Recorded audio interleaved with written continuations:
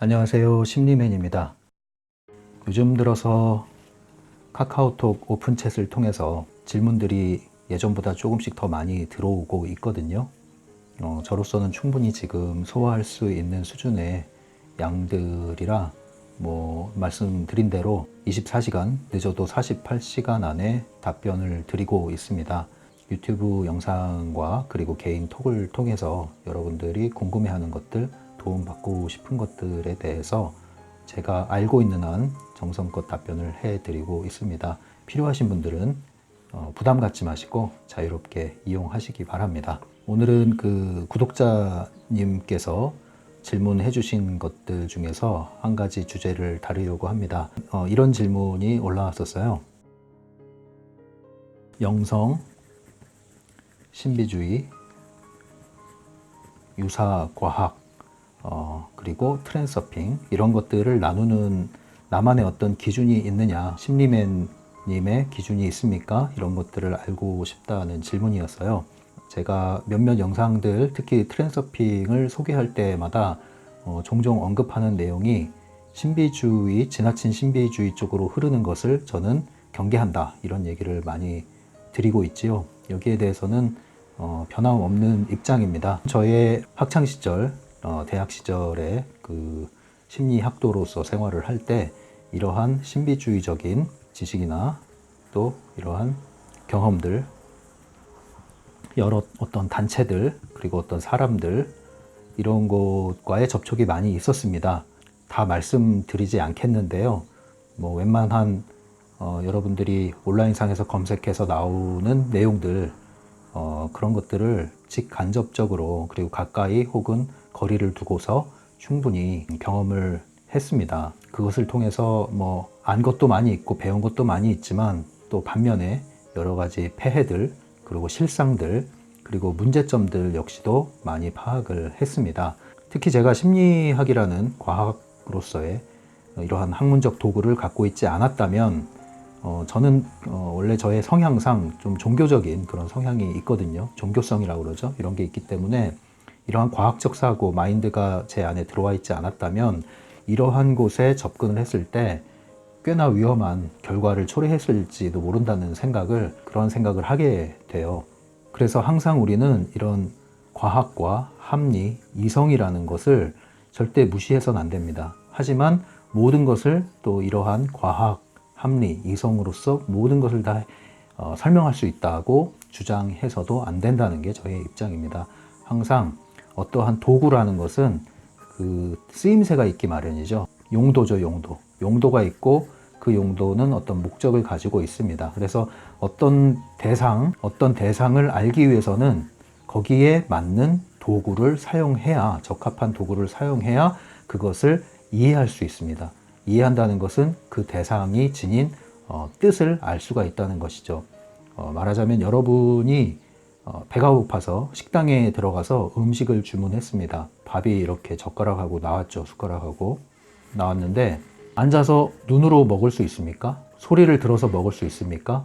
생각으로 먹을 수 있습니까? 절대 안 되죠. 합당한 도구를 사용해야 됩니다. 여러분, 망치를 주면 되겠습니까? 망치로 먹을 수 있습니까? 먹을 수 없습니다. 합당한 도구를 사용해야 됩니다.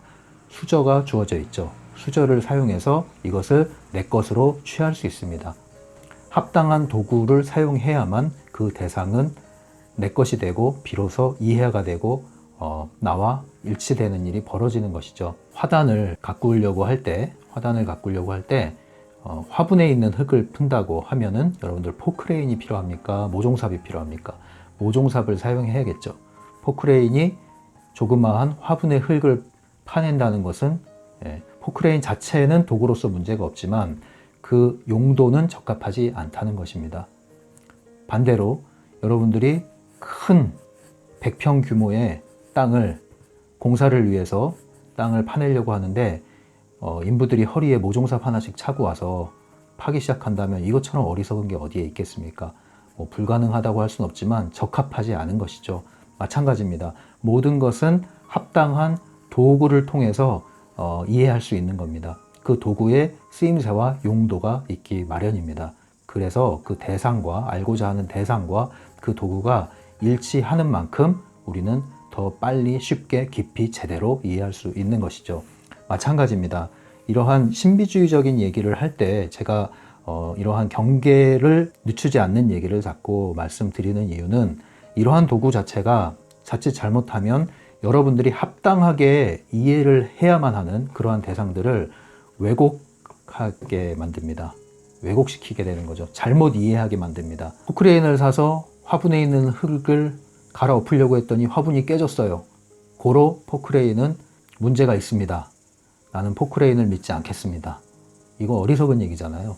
마찬가지입니다. 그래서 이런 얘기를 먼저 이런 전제를 도구에 대한 도구라는 것에 대한 전제를 배경을 깔고 이 얘기를 풀어나가도록 할게요. 이게 이야기하면은 굉장히 깊은 얘기잖아요. 그래서 굉장히 많은 시간을 필요로 할 수 있는데 간단하게 정리하는 개념으로 말씀을 드리고 더 부족한 부분은 개인적으로 또 질문을 주시든가 하면은 또 보충해서 영상을 올리는 기회가 생기겠죠.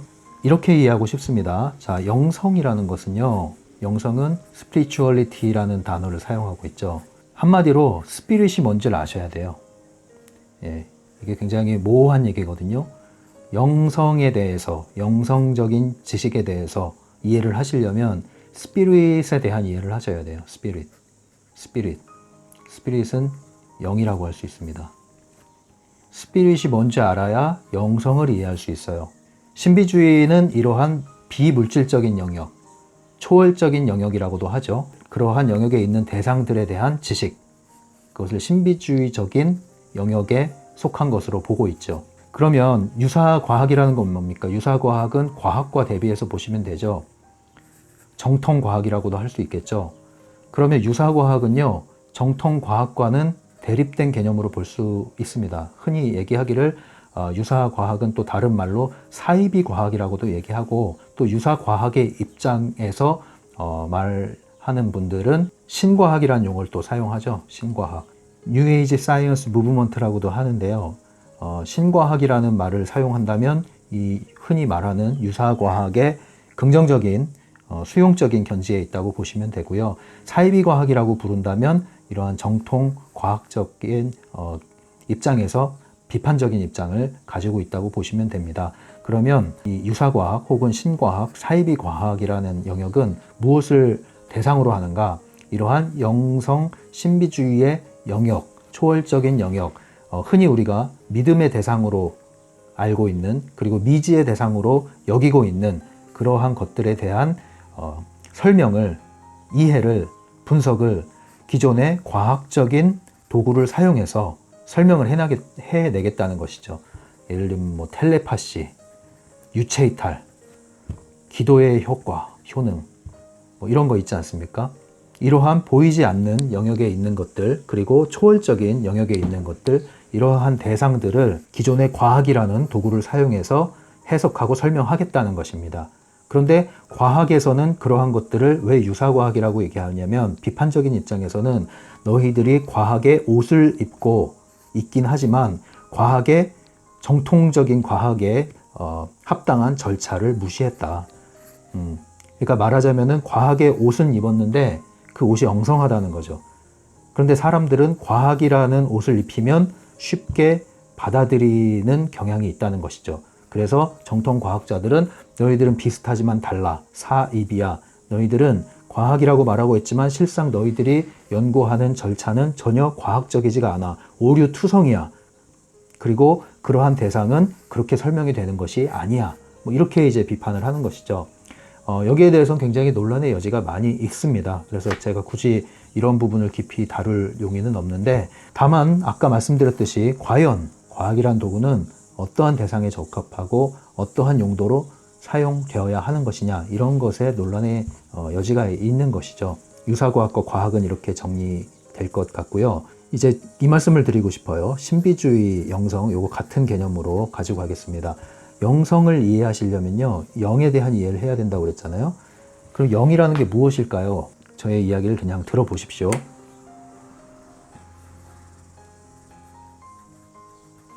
영이 있습니다.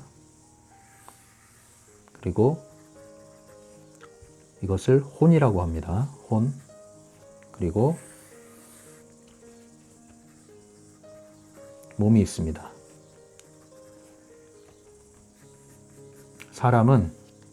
사람이라는 존재는 이렇게 세 부분을 가지고 있다. 몸이 있고요, 바깥에. 그리고 보이지 않는 비물질적인 부분에 혼이 있죠. 혼은 생각, 감정, 의지로 구성되어 있습니다. 우리는 무엇인가를 생각하죠. 지식을 담죠. 판단하죠. 그리고 우리는 감정을 갖고 있습니다. 무엇인가를 사랑하고 또 미워하고 느끼는 감정이 있습니다. 그리고 그것을 통해서 나는 어떤 것을 결정하는, 실행하는 의지를 또 가지고 있습니다. 이런 것들이 모두 혼의 영역에서 벌어지는 일들이고요. 그런데 사람에게 또 하나의 영역이 있는데 그것을 영이라고 부르고 있습니다. 보통은 영과 혼을 하나로, 개념을 하나로 합쳐서 이렇게 이해하시는 분들이 있는데 영과 혼이 분리된 개념으로 저는 설명합니다. 그래서 영과 혼은 분리되어 있는데 혼이 아닌 영역, 더 깊은 곳에 영이라는 기관이 있다. 그래서 사람의 어디에 있는지는 알 수가 없죠. 사람의 존재 안에 영이라는 기관이 있다. 이것을 사람의 영이라고 한다. 그리고 스피릿이라고 부른다. 자, 그러면 이 영의 부분에 대한 것을 잘 이해를 하셔야 돼요. 사람에게 있는 이 영은 어떤 목적을 가지고 사람에게 존재하게 되었느냐. 이것을 잘 이해하셔야 여러분들이 신비주의적인 지식에서 길을 잃지 않을 수 있다고 저는 말하고 싶습니다. 그래서 이 영역을 다시 한번 볼까요? 이 몸이라는 것은요, 그 헬라어로 비오스라는 헬라어에서 파생돼 나온 말이거든요. 로지. 이것이 영어로 해서 로지라고 하면은 어떤 학문을 뜻하는 전미어가 되는 거죠. 그래서 비오스는 바이오, 영어로. 그래서 바이오 플러스 로지가 되면 바이올로지가 되죠. 이것이 생물학이 되는 것이죠. 근데 사람은 이러한 몸만 있는 것이 아니라 소울이 있다고 했습니다. 이 소울은요, 어원이, 이게 맞나 모르겠네, 철자가. 푸시케 또는 뭐 수케 이렇게도 읽는데 헬라어로 수케, 푸시케가 어원인데요. 이것이 영어에서 이것이 바로 사이코 플러스 로지, 학문이 들어가서 사이컬러지가 되는 겁니다. 그래서 심리학이라는 것은요, 바로 푸시케, 혼의 영역을 다루는 학문이라는 뜻이 되는 것이죠. 그래서 심리학의 영역이 바로 여기에 해당하는 겁니다. 혼의 영역. 생각을 다루면 이것이 사람의 인지라고 그러죠. 심리학에서. 인지 과정. 감정 쪽에 주로 다루면 이것을 정서라고 그러죠. 그리고 의지, 이런 건 행동과 관련이 있는 것이죠. 그래서 이러한 혼의 영역을 전문적으로 다루는 학문이 사이컬러지가 되는 겁니다. 심리학은 몸을 다루는 학문이 아니고 영을 다루는 학문이 아니고 나머지의 영역, 혼의 영역을 다루는 학문이다. 그렇다면 마지막 하나가 남아 있습니다. 바로 스피릿이라는 부분이죠. 이 스피릿이라는 부분은요, 조에라고 헬라어로 말할 수 있는데요. 조에의 생명. 자, 이 스피릿이라는 영역은 사람의 영, 이 부분은요, 제가 말씀드리고 싶은 것은 이 영의 영역은 또 다른 영역이라는 것이죠. 몸과 혼과 영은 분리된 또 다른 영역이라는 것이죠. 물론 이것이 완전히 개별적으로 작동하는 게 아니라 이렇게 연결돼서 상호작용을 합니다. 몸에 문제가 생기면 어떤 혼적으로도 위축이 되고 또 혼이 건강할 때 몸도 건강해지고 이런 영향을 서로 주고받는 것은 있습니다. 그런데 어쨌든 분리되는 이러한 영역이 존재한다는 것이죠. 그러면 우리가 몸과 관련한 다시 도구에 대한 얘기를 해볼게요. 이 영역과 도구가 왜 중요하냐면요. 예를 들면 우리가 속이 허전해요. 이게 배가 아픈 건지 고픈 건지 뭔가 속이 이상해요. 속이 이상해요. 뭔가 이럴 때 어딜 가야 되죠? 일단은 이럴 때 뭐 해야 됩니까? 일단은 밥을 먹어봐야 돼요. 음식을 먹었는데도 뭔가 이상해요. 배가 속이 답답해요. 밥을 먹었는데 체했나 그래서 이제 병원을 갔어요. 그랬더니 병원에서 뭐라 그럽니까? 이 몸을 다루는 영역이죠. 의사들이 그래서 병원에 가서 이 몸에 대한 증상을 설명을 했습니다. 아, 의사 선생님, 제가 이상하게 속이 답답하고 이 가슴 부위가 답답하고 아랫배도 좀 아프고요. 이게 며칠이 됐는데 낫질 않네요. 근데 체한 것 같진 않고 음식을 먹는 데는 지장이 없는데 뭐 음식 맛도 그다지 안 느껴지고 요즘에 저거 뭐가 문제일까요? 그래서 진단을 간단하게 했더니 잘 몰라서 좀 더 정밀 진단을 했습니다. 그리고 나서 의사 선생님 말씀하시죠. 신경성이에요. 이런 얘기예요. 신경성이에요. 보통. 예. 보통 신경성이에요. 그럼 뭐예요? 예, 몸에는 이상이 없어요. 마음의 문제예요. 이 얘기로 볼 수 있는 거죠. 신경성이에요. 이런 얘기 많이 하죠. 그러면 이런 경우에는 어디로 갑니까? 상담하러 갑니다. 상담하러. 선생님, 제가 몸에는 아무 이상이 없다고 그러는데 이상하게 제가 몸이 속이 더부룩하고 가슴이 답답하고 밥을 먹어도 이게 속이 소화되는 것 같지 않고 입맛도 별로 없고 병원에선 신경성이라고 그러는데 뭐가 문제인지 모르겠고요. 왜 그런 걸까요? 그래서 심리 상담 전문가를 찾아가서 상담을 하고 심리 검사를 받고 상담을 시작합니다. 그랬더니 뭔가 문제가 있는 듯 하는데 딱히 이분이 그 문제가 다 해결된 것 같아요, 보니까. 그래서 뭐 문제가 딱히 그렇게 심각한 문제가 있는 것 같지는 않고. 그러면 이분들이 이제 어디로 가죠? 갈 수 있는 데 다 가잖아요. 그러다가 이제 무당 찾아가잖아요. 막 점집에 가고 막.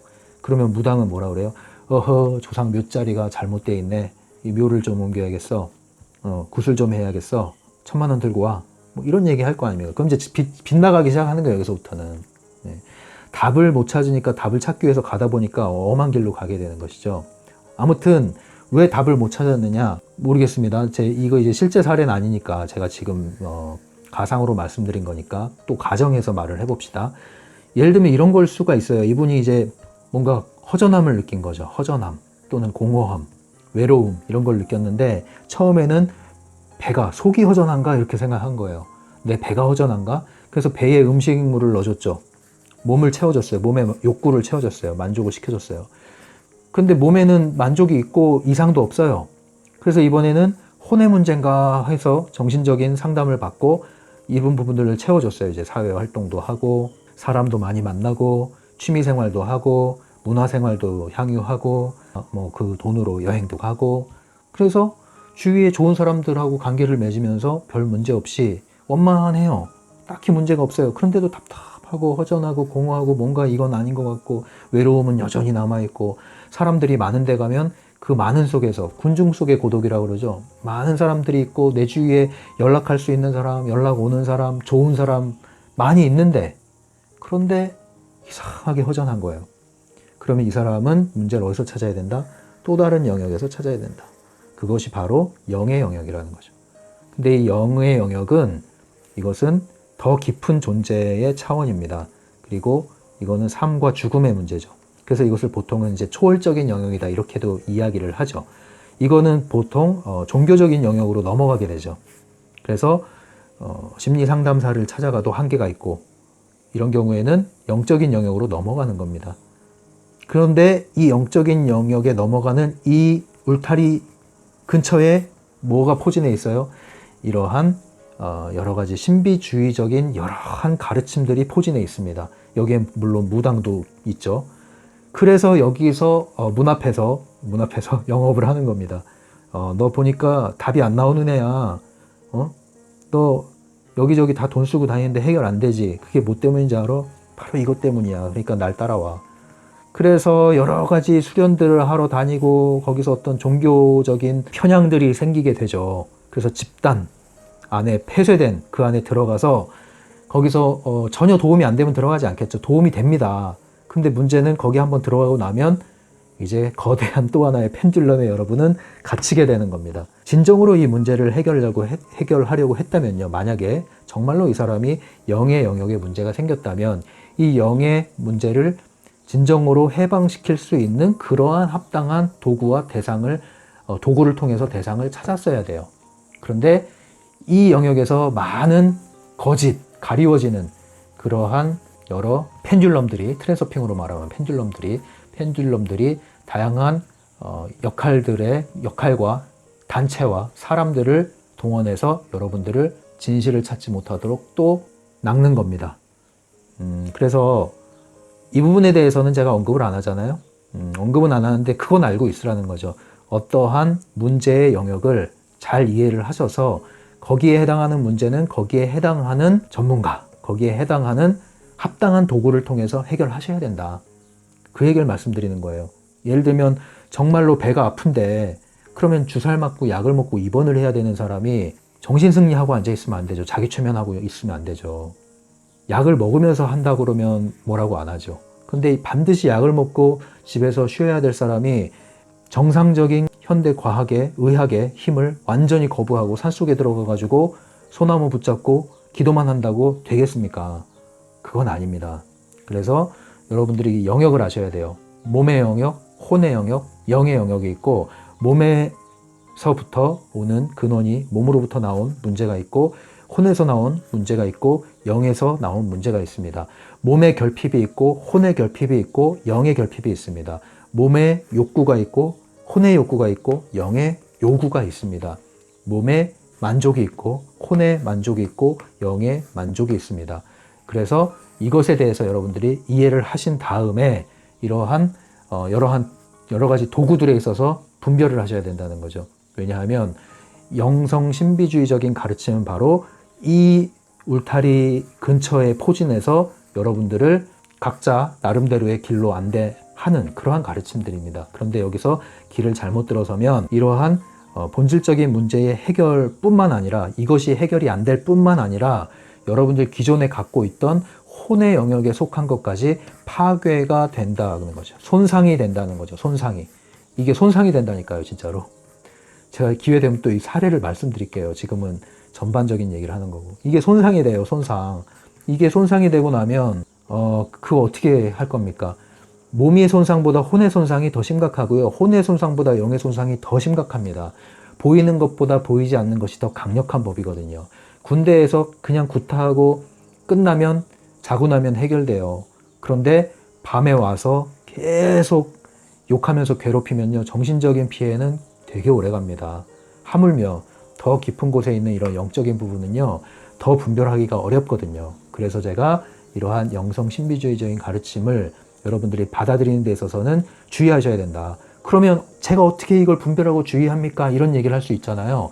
그래서 제가 말씀드리는 게 어떠한 가르침이든 현실이라는 기반, 여기에 발을 탁 디을 수 있는, 발을 건강하게 착지하고 건강하게 앞을 향해서 걸어갈 수 있는 이런 힘을 주지 않는 가르침에 대해서는 관심을 두지 말라는 것입니다. 그리고 특히나 어떠한 한 인물이 높아지는, 높은 곳에 앉아가지고 임금 노릇하는, 여왕 노릇하는 그러한 집단은 여러분 주의를 하시기 바랍니다.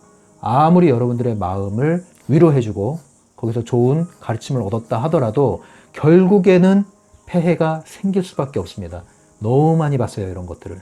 너무 많이 봤어요. 주의하시기 바랍니다. 전형적인 펜듈럼입니다. 전형적인 펜듈럼입니다. 펜듈럼은 여러분들을 그냥 노예로 끌고 가지 않아요. 고상한 펜듈럼, 매우 정교한 펜듈럼이 종교적 펜듈럼인데 이런 것들은 여러분들에게 아주 좋은 먹을 것을 줍니다. 그리고 이자를 뽑아나가는 형태로 여러분들에게 접근을 하죠. 그래서 좋은 게 아닐 수도 있다는 겁니다. 그래서 어떻게 분별합니까?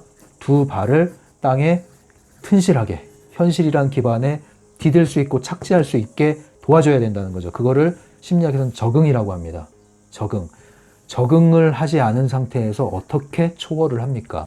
걷지 못하는데 어떻게 뜁니까? 뛰지 못하는데 어떻게 높이 뛰고 멀리 뛰기를 하겠습니까? 초월은 그런 것이 아니에요. 그래서 반드시 두 발을 땅에 디딜 수 있는, 그러면 그 현실이 뭡니까? 간단합니다.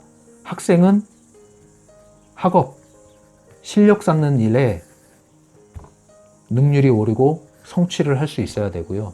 직장인, 사회인이라면은 직장에서 업무에 더 집중할 수 있고 더 성취할 수 있는 그러한 현실에서의 직접적인 도움으로 나타나야 되고요.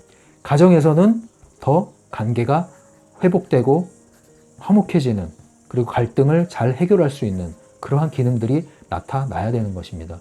전혀 문제가 생기지 않는다는 뜻이 아니라 문제가 큰 문제가 되지 않을 만큼 건강하게 작동하는 기능이 주어져야 된다는 겁니다. 관계 문제에서도 마찬가지예요. 항상 좋은 관계만 유지한다는 것이 아니라 좋지 않은 관계, 갈등 관계가 있을 수 있죠. 하지만 여기에 휘둘리지 않고 그 관계의 중심을 잡고 여러 관계 속에서 살아나갈 수 있어야 된다는 겁니다. 이러한 기본적인 현실에서의 적응이 되지 않는 상태로 흐르는 이러한 영적인 지식들은 여러분들을 더욱더 고립되고 폐쇄되고 괴상한 사람으로 만드는 그러한 집단의 강력한 펜듈럼 안에 들어가게 만들고요. 이 안에 여러분들이 기여를 하는 만큼 여러분들은 더 빠져나오기 어려운 심리적 구조를 갖게 되어 있습니다. 인지 부조화란 말 들어봤죠? 현실이 잘못됐고 내가 지금까지 했던 게 잘못됐다는 걸 알지라도 그것을 거부하는 것이 내 인생 전체가 흔들린다면 차라리 틀린 줄 알면서도 그 집단에 지지를 하고 그 집단 안에 소속이 돼서 살려고 하는 선택을 하게 돼 있는 겁니다. 사람이 그래요. 그래서 여러분들이 이러한 펜듈럼의 강력한 에너지가 얼마나 많은 곳에 도사리고 있는지를 아셔야 되는데, 그 중에는 이러한 신비주의 영성과 관련한 가르침, 소위 마음 공부라는 지식 안에서도 분별을 해야 될 필요가 있다는 것, 이런 말씀을 드리고 싶습니다. 그러면 다음 페이지를 넘겨서, 시간이 많이 갔나요? 그러면 트랜서핑은 어디 영역에 속하느냐? 네, 지난 영상에서도 제가 좀 언급을 했는데, 트랜서핑 역시도 이제는 분별을 좀 하시면서 받아들이셔야 된다. 이지성 작가 아시죠? 꿈꾸는 다락방. 꿈꾸는 다락방의 이지성 작가가 후반에 노시크릿이라는 책을 냈죠. 반가웠어요, 개인적으로는. 그리고 양심 선언 같은 느낌이 들었습니다. 왜냐하면 본인이 전작으로 낸 꿈꾸는 다락방 자체가 사실 시크릿의 한국판 아니었겠습니까? 그런데 본인도 이것을 알았던 것이죠. 그래서 노시크릿이라는 것을 선언을 했습니다. 근데 저는 굳이 뭐 이렇게까지 말하기보다는 분별만 하면 됩니다. 도구는 합당하게 사용만 하면은 별 문제가 없는 거예요. 그래서 여러분들에게 그것을 알려드리고 불필요한 것을 굳이 얘기하지 않는 것입니다. 트랜서핑도 마찬가지죠. 트랜서핑, 한국에서 출판된 트랜서핑 1권에서 3권, 그리고 노랑책으로 나온 단행본, 그리고 또 하나는 타로 카드로 나왔는데요. 이 타로 카드도 여러분들이 타로라는 데 방점을 두는 책이 아니에요. 이게 그냥 훈련 책이라고 보시면 돼요. 78회 훈련 매뉴얼이라고 보시면 돼요. 그래서 이것들, 이 정도의 메시지는 굉장히 건강하다. 그리고 실제적이다.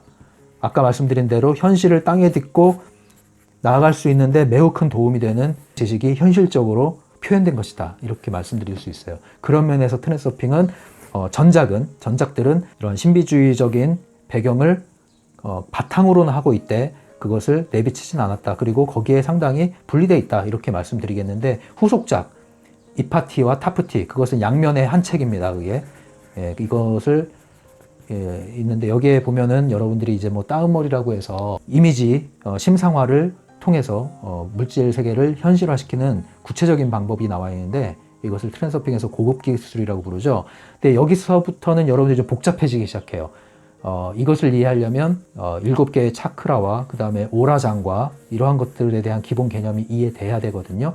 근데 이런 것을 굳이 얘기하고 싶진 않고요. 때 되면은 쉽게 그리고 건강하게 풀어드리겠지만, 이런 것을 굳이 모르셔도 된다. 여기서부터는 길을 잃을 수 있는 영역이다. 저는 그렇게 말씀드리고 싶습니다. 트랜서핑만 가지고, 전작만 가지고도 여러분들은 트랜서핑을 하실 수가 있습니다. 충분히 하실 수 있습니다. 다음 시간에 계속 또 이어서 말씀드리겠는데, 뭘 그러면 가장 중점적으로 보셔야 되냐?